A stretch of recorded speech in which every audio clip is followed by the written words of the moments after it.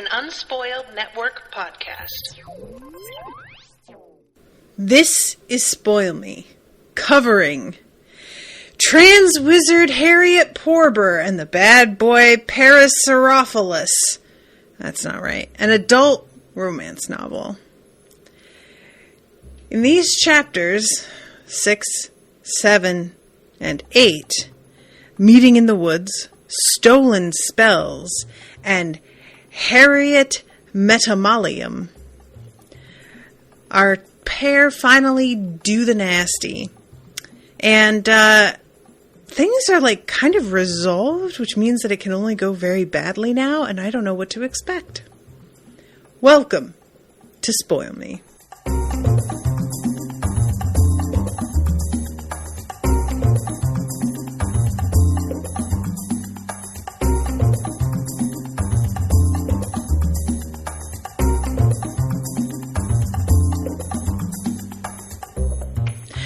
Welcome to the show, everyone. I am Natasha. Thank you very much to Krista for commissioning this episode. Okay, so, alright. Guys, look. Up front, I'm going to tell y'all that as a straight cis woman, I really feel that probably I am the wrong person to be talking about the sex scene between two trans characters. I am not entirely certain what I expected because I don't think I really thought about it. And the one thing that I have learned from all this after some internet research is that strap-ons can go both ways and or have like a vibrator at the base or do all kinds of other things, which I didn't realize because I was definitely kind of like, it feels like Snape wouldn't really be getting a whole lot out of this. And I was a little confused. Now, if Snape is meant to be an analog for Snape, then I don't care because he sucks. But if Snape is his own person, and, you know, mildly toxic due to the norms and necessity of romance tropes, then I would like it if Snape enjoyed himself. And so, I was a little bit... The thing that confuses me about the way this would work in terms of reciprocity is that Snape has the strap-on, and I was sort of assuming that this was something that would be like... I'm trying to think of the word because I know that I have seen this before. But a lot of trans men basically like pack their jeans, right? And I had always thought that was merely for, like, the feel and look of it, but not really for, like, the performance factor. And the strap-on feels like a different, separate thing, which is for sex specifically. So either the strap-on is different than what I'm picturing, or Snape went into the woods very prepared to fuck and, like, equipped for it. And I don't know which one I find, like, preferable. I don't really have a preference. I think the idea that Snape went into the woods intending to fuck makes some sense, but also it is a little bit like, is this the way it goes? You know, I want to know from people who actually have this experience, what has it been like for you? Are you able to be, like, spontaneous if you're going to be using accoutrement? That's my question. And I just felt like I don't really understand what Snape's getting out of getting a blowjob on a strap-on. I understand, like, the kink of this, but there's a description of Snape, like, moaning and having this sort of reaction, and I was not sure whether that was meant to be a literal thing that happens, or if that was meant to be an implication that there was, like, some sort of magical connection. And again, I recognize that I'm super ignorant, so please forgive this straight cis lady for not knowing how this all works. I'm just trying to get some questions answered. So if anybody feels like explaining some of this, I'm interested. However, I will say it doesn't seem like a lot of people listening to this have read the book, so you might not all know what I'm talking about. But if you would like to know, please just read Chapter 6, Meeting in the Woods. So, with these questions out of the way, I will actually begin to talk about what happens here. So, the end of the last section, we have Braco showing up and being like, oh my god, Bellatrix has been in a terrible accident. And, it's very obvious to all of us reading this. No, she wasn't. Bellatrix is saying she's been in a terrible accident because she is salty over the fact that Snape is paying all of his attention to Harriet, but nobody thinks that this is a real thing. And what we find out later is that an ore turns up that has blood on it. And it's very clear that Bellatrix smashed herself in the head with this ore and then pretended to have almost an accident. It's unclear, but I think Braco was not buying the story, because I couldn't tell at first if she had faked it and also tricked Braco, or if she had faked it with Braco's help. And based on the way that Braco reacts to everything later, I'm going to say Braco helped. And it's one of those things where Snape is taken in entirely and really feeling sorry for her. And I had a feeling that this was going to turn the corner, but I actually expected that what was going to happen would be that ore would turn up and prove the story. The thing is, though, that I really like is that what Harriet decides to do, and I really do like this a lot. She kind of decides, if he's going to believe her bullshit, if I go over there with proof, I'm going to look kind of petty. And if he only believes me because I have material proof, I'm not really interested. I want a Snape who's wise enough to be able to tell when he's being played. I don't want to have to always have ironclad evidence to prove my point when it's really clear that this bitch is toxic. So I'm going to just toss this out into the ocean and let whatever happens to it happen to it. And he can either come to his senses and figure out that I was telling the truth, or not, and I will just move on with my life. Which is honestly a very healthy way to approach things. It's probably not how I would approach things, because not being believed is the worst. And I don't think that I could handle that. I feel for me, the need to be right is too strong. And I don't feel that I could just sit on evidence and be well, best for the relationship if, I wish I could. Do you guys know how many times in my relationships things might have gone more smoothly if I could have just dealt with being wrong and not said anything? Probably a lot. But I'm not like that. I can't help it.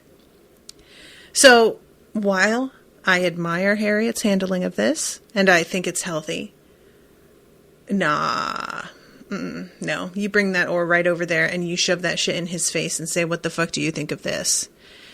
And I can't think of a way that Bellatrix explains that away. If that hypothetical situation were to take place and Harriet brings it over, it's not like Harriet's got an injury on her that's bleeding that you could explain the blood stain with.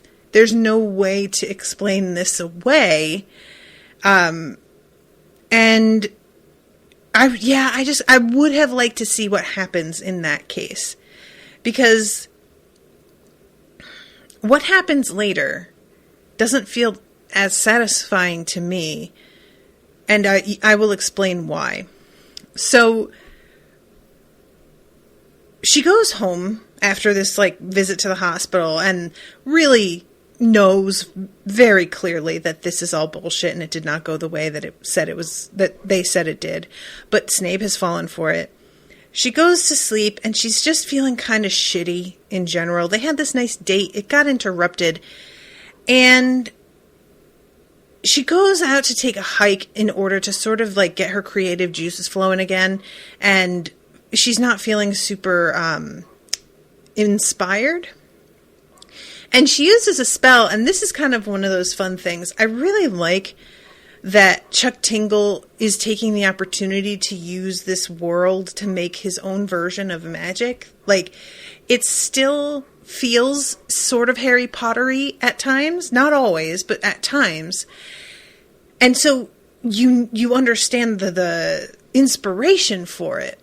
But it really is like its own thing, you know? And I find it pretty creative. So the spell that she uses when she decides to go on her hike is Tremus Passius, which, as Harriet puts it, creates a well-groomed trail through any non-magical woods, the plants separating to create a magical path between the walker and their destination. That's awesome. That's really cool. I really like this idea a lot. I think it's like, not only the idea of just having a path set before you, that's so convenient, but also the fact that it's between you and your destination. So you can choose to wind up wherever you want, and the path will lead you there. So if there's like a particular beach that you saw from the road that you know is like on this lake somewhere, you can be like, I want to go to that beach, show me the way. And it would do that. And I love that idea. Like, those of us who aren't really hikers, who aren't like outdoorsy too much, but do like the occasional walk, when you feel like you would like to go out and spend the day and have maybe a picnic or put your chair down and read, oftentimes you will see a place. We have a lake around here that has this really great spot that looks perfect to sit and read. And it took me so many tries to figure out how to get to it. And to be honest, once I got to it, it was a little disappointing. But I would have liked to be able to know, you know. Then again, there's the adventure and figuring it out in the session of finally, like, discovering it after trying several times. So she begins hiking, and she hears somebody walking behind her and turns around, and Snape is there. And he's feeling, he's like realizing that she's a little annoyed at him. Now he says something, he says, "You're mad at me," Snape finally offers. "I cast a song spell to glance at the pages I'm not written into." So I'm assuming, because of the way that this spell goes down later, that he's talking about like the book that we're reading. And I love that idea. That characters can like sneak peeks at other spots that they aren't actually present for to get an idea of what's going on. And she doesn't really, like, at this point in the story, every time he had talked about the author or the reader, she would be like, "What are you even talking about? I don't get it." And at this point, that's sort of past, and she's not even really reacting to what he says in that regard anymore. It sort of seems like she has accepted that it's just a weird way that he decides to reference things, or that it's like a version of magic that she doesn't get. And so she has chosen to pretend that he's not saying anything at all, almost. So yeah, she just doesn't like really react to that, and instead says, "How's Bellatrix?" And when she asks that, he's like, "It's really weird. I would have thought that she'd be better by now, but she just doesn't seem to be doing that much better." And she's like, "Oh, wow, really? Yeah, who would have thought that she's like milking this for all it's worth?" So he tells her that he has gotten a lot further with the song that he had been working on, and that because I didn't really talk about this, on their way to the date in the last section, he plays a song that he's been working on for her.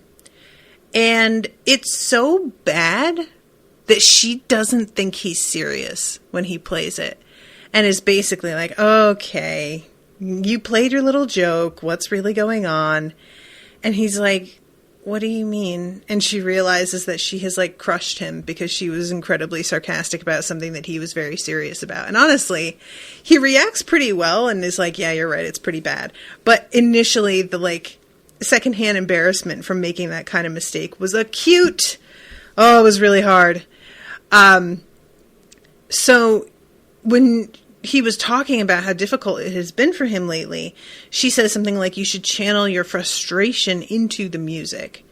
And he tells her here that he's been doing that and it seems to be working. And hands her a thumb drive that has the song on it, the song spell.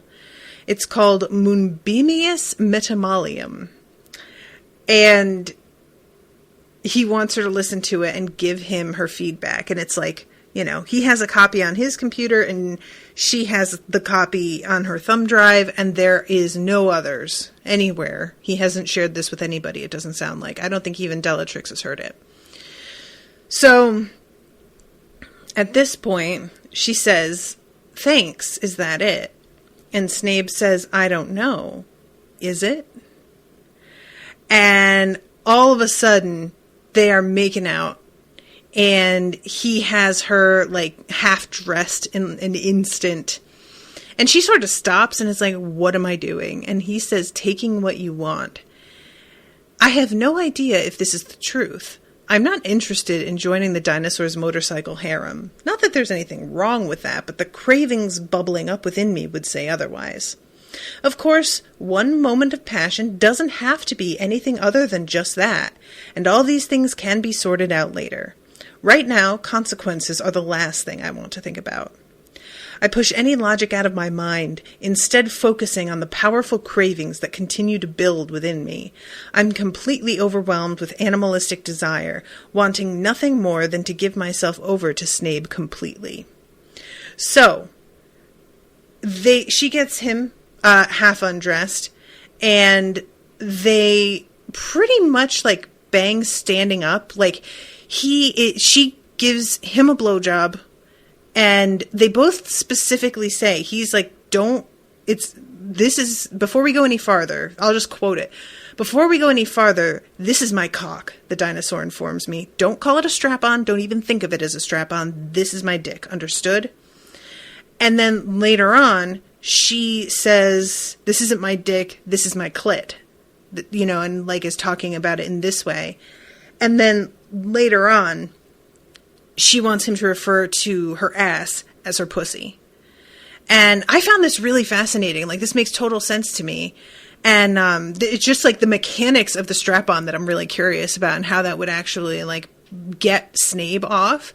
But in terms of being like, this is what this is, and we're going to call it this, especially considering that they're both trans, it's really interesting to think about partners who are just as invested as each other in using the names for their genitalia that they want to use. Like, I can imagine that if you were somebody who is cis, it might, like, be a little bit trickier, or not as, like, automatic. You have to sort of retrain your brain, you know?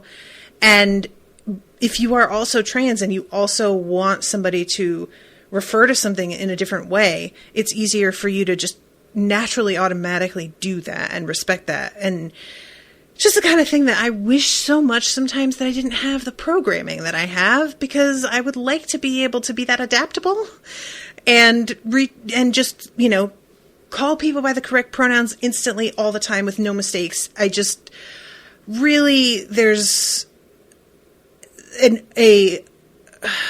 adaptability, flexibility is the best word I can think of. But there is something about being able to immediately convert things because you know it's important to somebody else that I really wish that I could do so quickly. And I don't want to say that it's this way for every trans person, that it's easy. But I can imagine being more focused on it on behalf of someone else because you know how important it is to you. It's just a natural thing that would happen. So anyway, so he goes down on her and then picks her up and holds her up against a tree and fucks her up against a tree. This is one of those things that you see in porn all the time, is like dudes picking women up because like the women are tiny and the men are always jacked. Well, most of the time. And it's the kind of thing that even when I was like much thinner, I never did. Not that I can remember. Or maybe I did for like a couple of seconds. And then we were immediately like, yeah, this is bad. We're not doing this. But in porn and in romance novels, this tends to happen like a fair amount. And I've always been sort of fascinated at how prevalent it is in our fantasy when in reality it so often doesn't work. Because not only does the woman have to be light, but the man has to be really strong. And those two things don't tend to come together that often in real life, you know? So anyway, they have sex really loudly.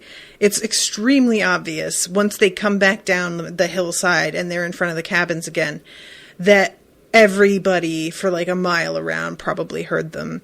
And Bellatrix and Braco are outside the cabin staring daggers at them. And I meant to say, Snape asks Harriet if she can go for longer, and she uses a spell, Sexualis Secundus, in order to be able to get hard again so that they can go again, which I thought was really funny, actually. So when they come back down, these two motorcycle women, this is just so bonkers, are watching and very angry. And I love this moment. So it's clear they're trying to be intimidating, to stake their claim after hearing what must have been a hell of a commotion from up in the woods. I don't mind. Hey there, I offer with a wink and a wave. The motorcycles refuse to respond. I turn my attention back to Snape as our paths split. I can't wait to listen to this song spell, I tell him, loud enough for Bellatrix to hear. I'll let you know what I think. Snape nods as the expression on Bellatrix's face sinks to an even more depressing depth. I can see now that she's barely holding herself together, but before Bellatrix has a chance to collapse completely, the furious woman turns and rolls back into the darkness of their cabin. So, Harriet goes into her cabin, and it's like this encounter has broken something open, and her incantations for this new spell that she's coming up with just begin to flow like water. It's super automatic. And part of it is that she finally listens to Snape's song spell. And this is the part that when I was saying how I find it interesting how Chuck Tingle has decided to like make the magic in this his own.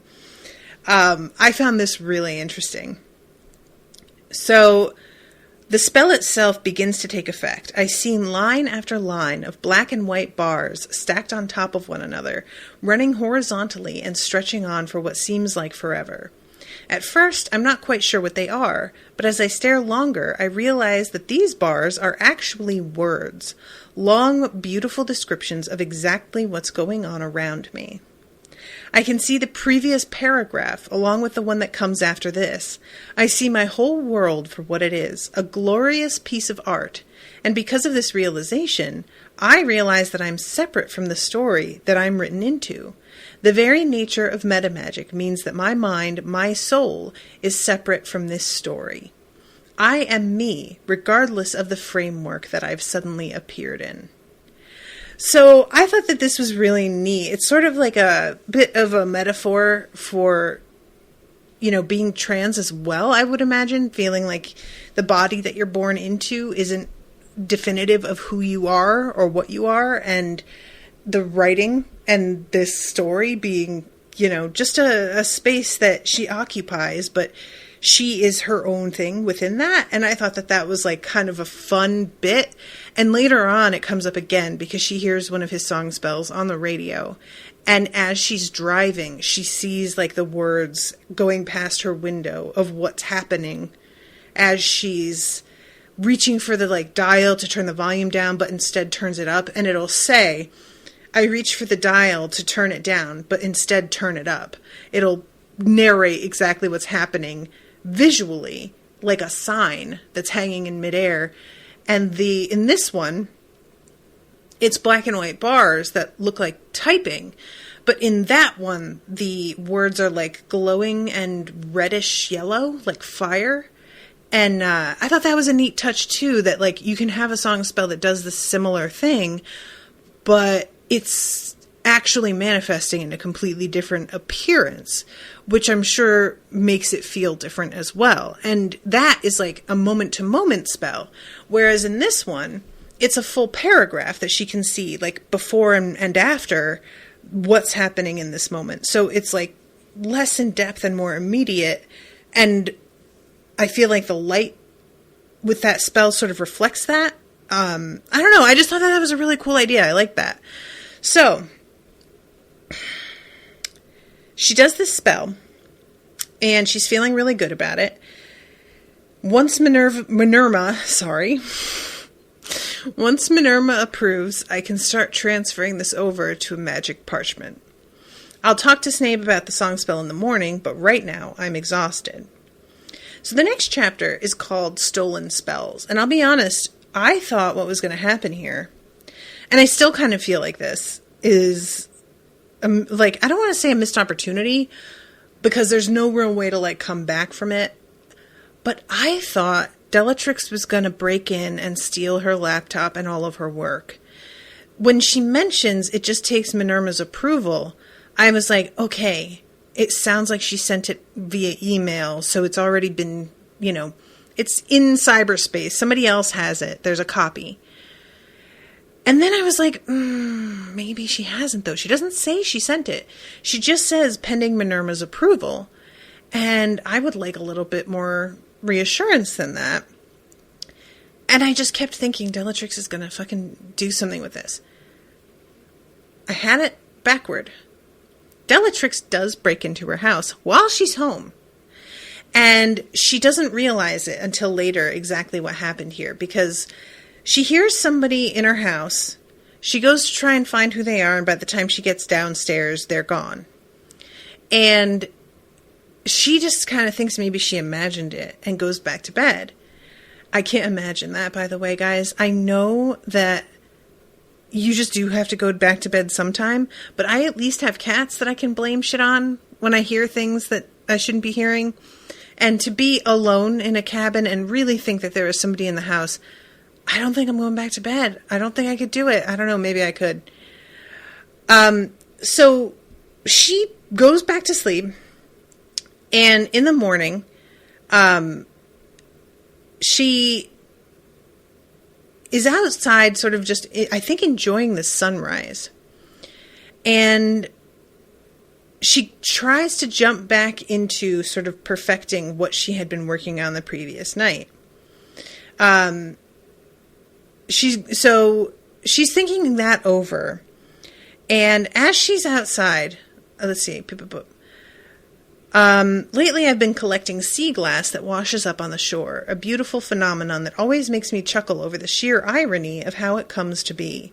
People always see this multicolored glass worn down into soft round shapes as a natural part of the coastline, but that couldn't be further from the truth. And she talks about how it's like broken bottles that get worn down. All that it took was a little time and a little patience, scraping away at the rough edges until eventually all that's left is the shimmering beauty within. So she's looking for sea glass, and she looks up, and Snape is there. And she's excited to talk to him because she's got this spell that almost worked out. And he gives her this, like, super angry look.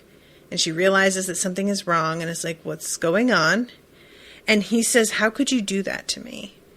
And she doesn't know what he's talking about.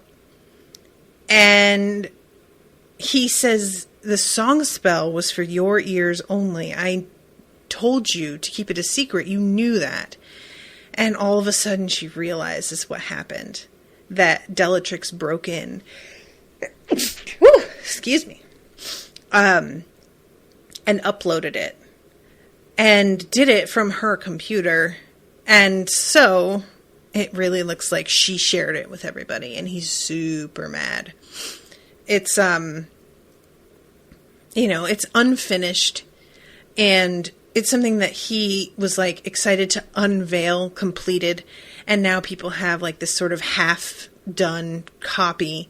Sort of reminds me of, like, Stephanie Meyer having, Midnight Sun leaked, before it was done. That feeling. And she just gave up on it for ages, And she tries to tell him, I think Bellatrix fucking broke in and did this. And he says, is that really how you want to play this? And seems to interpret her suggestion here as just jealousy and bitterness. Later on, he sort of says that it made sense at the time, but he didn't want to see it. We'll get there. But this moment is very frustrating because, like, if she had just shown him that ore, then maybe we could have avoided all this. But it's fine. Well, actually, no. I take that back. She finds the ore after this conversation. And, that's part of what's going on, is that would be, she already has suggested that Bellatrix is the one who shared the file. And then if she went and was like, see, this ore is proof that she was faking her injury too, it's like one claim on top of another claim. And she feels like that just makes her look bad rather than Bellatrix looking bad. Which honestly, I kind of see her point, So, and she says something like, do you not see how terrible that motorcycle is? She's manipulative and evil, and for some reason you just completely ignore it. Snape doesn't deny this, but he defends her anyway. And, again, it's just the fact that he doesn't deny it, but then he goes on to try and be like, yeah, but I'm like, I don't have any patience for you. Okay, bye. So, Harriet goes back to her cabin, and rather than being like, she is super upset at the way things have gone because she was growing really fond of him. But there's a part of her that is super mad at herself also because she kind of sensed that he was a fuckboy and she should have known. And she doesn't like the fact that she got involved with somebody who acted the way that he did initially and that she expected him to, like, change. And she's sort of just like, what the hell did I expect? That he's just going to become a different person overnight? And the fact that he's a celebrity, which he does sort of throw in her face during this argument and is like, oh, what did you want to tell everybody, that you fucked me? Like, that kind of gross attitude. And she realizes that there is, like, when you are getting involved with a celebrity, you do have to take into account what people are going to think about your motivations getting involved with them, including the celebrity in question. So she, finds the ore here, thinks about bringing it, decides not to, and tosses it in the water. And then we go to chapter 8, Harriet Metamalium. So she has been on the island another few days and really is starting to think, either I need to get off this island or I need to change where I'm staying because I can't be right next to his cabin anymore. This is just bumming me out. She's having a lot of trouble focusing on her work. She needs to, like, finish up and sort of polish the spell that she sent because it was just a draft. And Minerva is super excited about it and is telling her how everybody is just, like, in love with it at the office. But when Minerva asks, so when are you going to have the final copy done? She doesn't really have an answer because she's been having so much trouble focusing. So eventually she says, Minerva, can I talk to you, like, as a friend and not my agent? I don't know when you'll get the parchment. I've got a lot of stuff to sort out before my mind is ready for that. This spell is great, but it reminds me of a place that I'd rather not think about right now. Minerva let out a long sigh. You fucked him, didn't you? She finally questions, stepping outside of her strict professionalism for a moment. I think this is the first time I've ever heard Minerva swear, and it completely throws me for a loop. What? I blurt defensively, then immediately realize I've been caught. Yeah, how'd you know? I mean, Snape has a certain powerful charm, Minerva states bluntly. So she tells Minerva everything that happened, the whole thing with the motorcycles. I can't get over that, guys. I never will. Why motorcycles? Why is that the thing? Is it because he's supposed to be a bad boy and so, like, motorcycles, like, go with that? Is that what it is? Like, why did Chuck Tingle choose motorcycles? I really want to know what that is about. I mean, there's nothing about, like, Slytherins that makes sense for motorcycles, right? Like, what is that? Anyway, so she says, I just don't think I want to be in that place anymore. I don't want to be around them or see him. I need my advance. I want to find a place on this island to be away from all of this. And it takes her a little while, but she does find a place and winds up moving over there. And it's really like an easy move, but she still doesn't find the like calm and the immersive like feeling again. And she knows that it's just because she is so caught up in him. Lately, I've started confronting an utterly terrifying thought, something that has been hinted at by a number of wizards, including myself, but rarely ever said out loud. Is it possible I can't create without pain in my life? Is drama the fuel that I need to survive as a wizard? I certainly hope not, but the longer I sit up here on my perch, slowly burning through my spell advance money as the days stretch into weeks, I'm not so sure anymore. The most productive I've been during this entire trip was when things were getting the craziest. Back then, ritual incantations were flowing like water from my fingertips. So, this is a really interesting question, and those of you who have seen The Magicians know that that's actually a line in The Magicians, like in the very first episode, I think. Magic comes from pain. And I wonder if that is like a direct... If that is something that like Chuck Tingle has seen and was thinking of when he wrote that line, or if it's just a concept of it overall, because Lord knows, as a culture, we love romanticizing pain and trying to pretend that it's like a gateway to creativity in a way that can be really toxic, you know?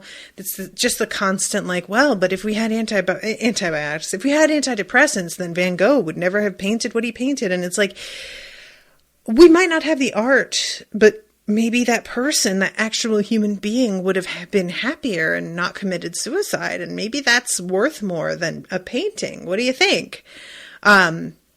So that question doesn't really get answered. She asks it and wonders, but it doesn't really seem like she has any like answer to it. And I liked that. I'm fine with asking questions and not knowing the answer. So she goes to Captain Orion's Cove, the same restaurant that she had gone on their first date, and also that she went by herself the first time that she ate in town. And it's a Friday night, so the place should be hopping.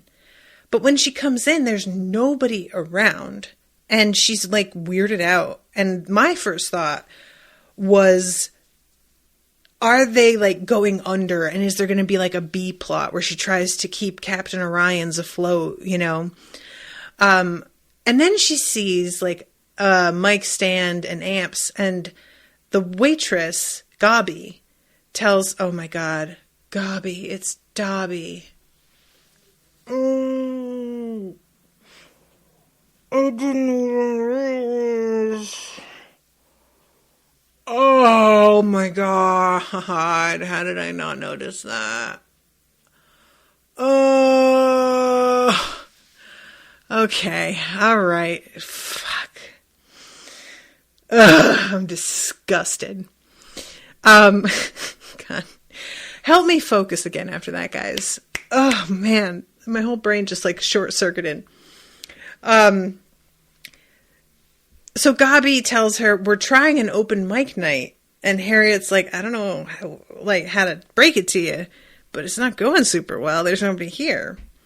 And she sits down and she's about to order, or no, she does. They give her a menu and she's like, don't worry about it. Just give me my usual. And then Sorry, I'm sitting on this like ball chair and I'm not used to it. I'm having to adjust.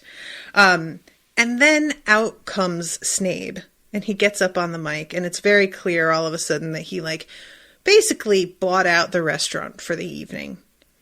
And Gabi comes out from the back, and she's got the whole plate of food all ready because Harriet just orders the same thing over and over and over again.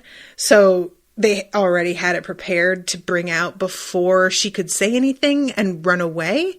Because I think that they like know that there's a sort of social contract if you're a decent person that if my food has arrived, I can't leave. Like, so they do that as a sort of like means of corralling her here. So he sits down and he tells her, he's like makes an announcement, to nobody except for her. Hello everyone. Welcome to the first Captain Orion's Cove open mic night. We have one performer this evening, yours truly. It's weird. As a bad boy, this is the whole point in the story where I make a huge gesture to win you back. I know you'll appreciate it, but I'm still super nervous in front of you. This song is for a very special woman. Someone I didn't appreciate when we first met, because I'm written to be a toxic jerk. At this point, she doesn't owe me anything, and that's not why I'm here. I just wanted her to hear this spell, because there was once a time when she really, really liked it. I've been working on this spell for a long time, but I think it's finally finished. So, he begins to sing the song. The magical effects of this song spell quickly begin to take hold, even more refined than they were the last time I heard it. Not only do I see myself as a character on a page, I see the actual words themselves. I gaze out through the limits of this world and see the readers themselves, their mouths instinctively curling up into a smile when they realize they're being referenced. Most importantly, I realize this body is something the author places characters into, but it's not the character themselves. Characters can jump from story to story, whether it's a young adult fantasy or an explicit romance parody, and still maintain the things that make them so special and unique and important. They can be placed into a body that fits them perfectly, or one that is hopelessly out of sync, a professor, a rock star, or a dinosaur. Either way, what makes them who they are is the heart and soul of each character, not the shell that it's wrapped in. As I listen, it's hard to keep the tears from welling up in my eyes and fogging up my glasses. I'm still upset with Snape, but the raw emotion being projected across this room is simply too much for me to maintain my composure. We're communicating without speaking now, the lyrics and melody saying endlessly more than any conversation ever could. So, that was actually, I love the whole usage of the spell that he's like woven with this song to like be a commentary. You know, I just think that that's a really wise way of incorporating everything and making it feel like it isn't preachy. It isn't so like ham-fisted that you're just like, oh, I get it. It really does feel natural in the moment, even though you know what this author's intending to do. You know about like the baggage from the original that this is spoofing on, but it still doesn't feel clumsy or, you know what I mean? So he comes over and asks if he can sit down, and she lets him. I really appreciate at one point, he's like asking for forgiveness, and she's like, apology is not accepted yet. But she like reserves the right to accept it later. But she's like, understandably, she's still feeling away at this point. And I kind of like the fact that this author is letting her have a conversation and communicate with this person that she cares about, and not obligating her to accept the apology right away as a prerequisite to having the conversation at all, you know? So she says, I have to tell you up front, I'm not going to be with you if you've got those motorcycles hanging around. I know that, Snape tells me with understanding grace. They're gone. Are you serious? Snape nods. I sent them back to work for Magrid at Bogmort's again. They used to drive him around. Well, I sent Bellatrix at least. I know she's the one who leaked the spell song to those wizard blogs. How did you find out? I asked him. Snape shrugs. It was obvious from the beginning. I just didn't want to see it. That's not why I kicked her out, though. I kicked her out because she's not you. So,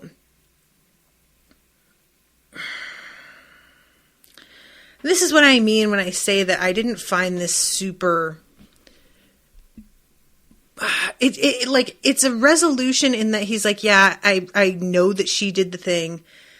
I know that she's like... I know that it should have been obvious to me from the start. But there's no sort of like...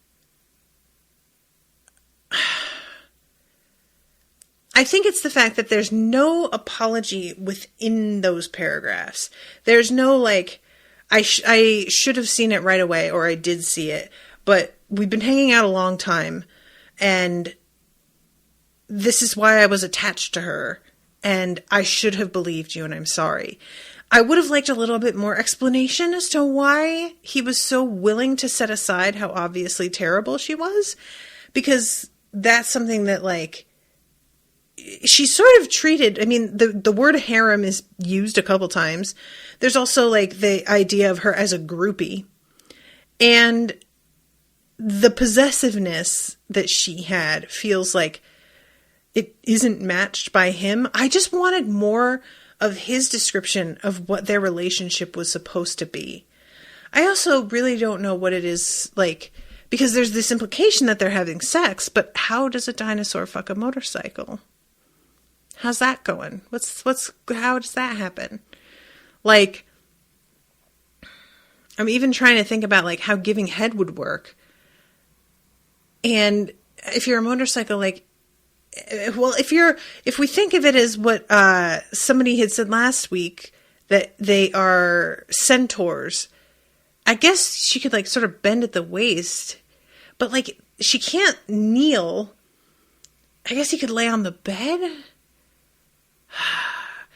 Krista says tailpipe or gas pipe, but like, well, I guess that Snape's using a strap on, because I'm thinking that that's going to hurt. That doesn't sound like it's pleasurable. That sounds really painful. But I don't know that. And if it's like a strap on, maybe it's fine. I don't know. Anyway, so... And like I said, I wasn't really super happy with this sort of like, this finishing of that bit. It turns out that, Braco is still on the island. He says she's getting off the chocolate milk. I set her up with a cabin on the other side. While I'd rather Braco was just completely removed from Snape's life, there's something about the care that Snape has given her situation that's actually kind of sweet. She was never really the problem anyway, seemingly swept away by Bellatrix's influence and too weak to do anything about it. So, it's just you now, I reply, mulling this revelation over in my mind. The bad boy dinosaur nods. How's the recording going? Getting those hit bard spells tracked? So he tells her that he's also having a little trouble, and he invites her to come over and to work with him on the piece that he is currently working on. And it's like the song that he just did, but he wants to add some backing tracks to it, and he asks her to do some vocals. So, I'm trying to find the moment. Oh yeah, here it is. What if it's not the drama and destruction that inspire us? I suggest, what if we're inspired by each other? Exactly, Snape replies with a smile. I mean, that's not exactly why I'm here. I'd give up the magic completely if it meant spending another day with you. And she says something about how, she wouldn't ask him to do that. She likes his spells. He says, I like yours. And she says, you haven't even read one of mine. And he shows her a copy of Boobless Morphus that he got online and that he has been working on it. So let's see. I think you can be happy and fulfilled and healthy, and your new spell will be just as good. Why do you think that? I question. Because that's how I feel about my spells now. It just took meeting you for me to realize it. I want to believe Snape so badly, but there's still a kernel of doubt hidden in the back of my mind. The tortured bard is a stereotype that's been around since the beginning of art itself. So many of the greatest creators, whether a painter, a musician, or a wizard like myself, have felt like tortured souls. There's something dangerous about it, sexy even, and it's ingrained in our bones. But that's no way to live. And the chance to prove an age-old idea wrong is more than a little exciting, especially if I get to do it with Snape by my side. So, she goes over his place after, and it's the first time that she's been in his cabin, and she sort of like takes a moment outside to recognize that she has had an image in her head of what it's going to look like before they go in.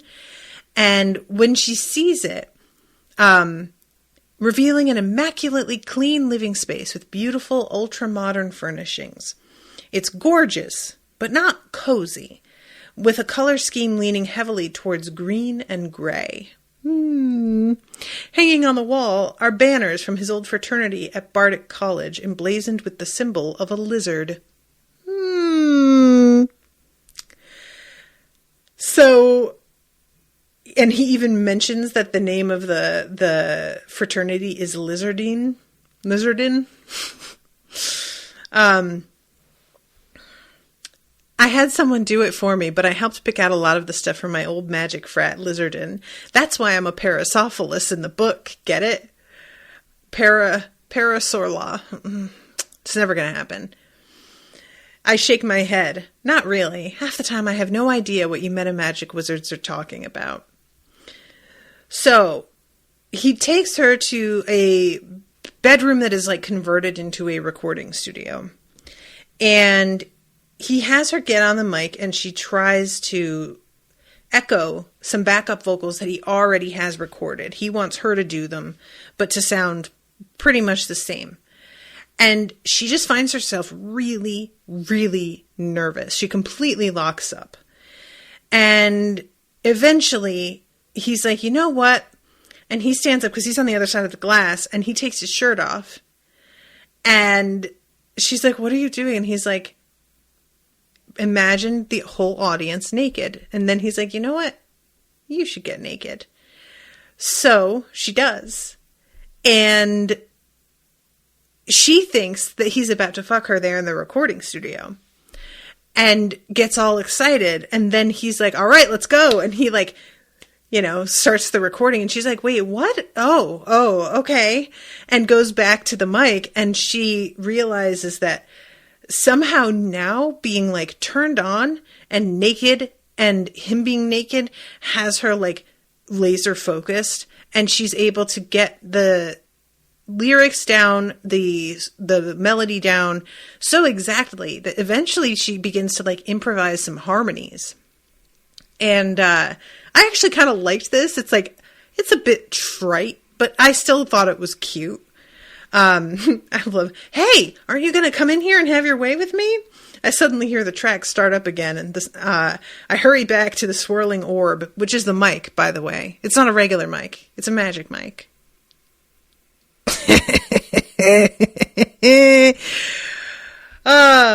I've just barely made it in time for the chorus, but when it arrives, I'm ready. So, eventually, he comes in, and he says that was amazing. We got the take. This is going to be a very potent spell. And he takes her headphones off and hangs them on the wall. And then they have sex again in the recording studio. I'm trying to see if there's anything like in particular about this sex scene that really like stands out to me. It feels pretty similar to the last one. Let's see. Snape goes down on her again and it's like, she comes in his mouth, which is mentioned, I think, last time as well. So I guess that's not really different. And then stands up and is like, all right, are we going to do this?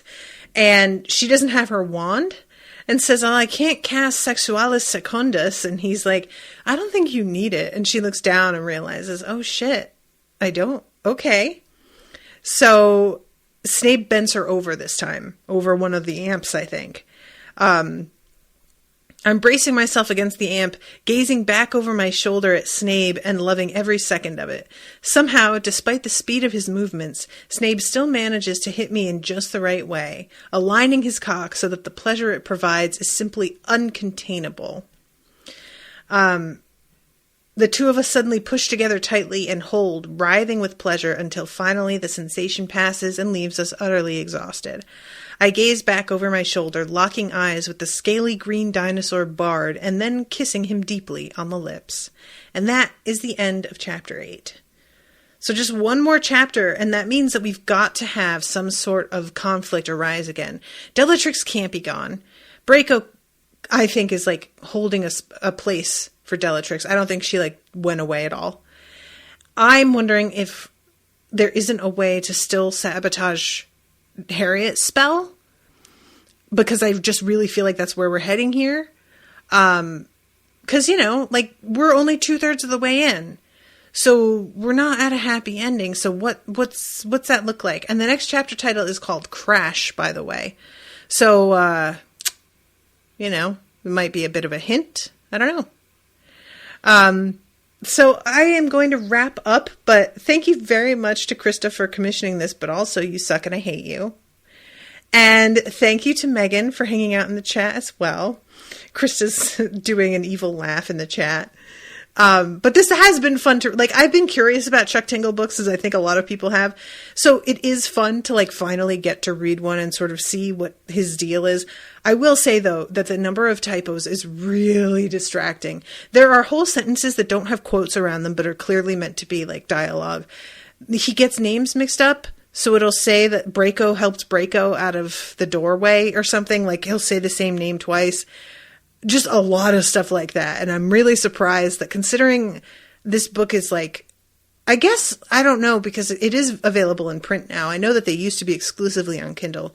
I was going to say that you can update Kindle books, but maybe if they're in print now, they're just like, whatever's out there is what they get. So, all right. Well, thank you guys again for hanging out with me. And next episode will be Friday. So if you want to come and hang out with me on Friday for the last finale, please do. And until then, toodaloo, motherfuckers.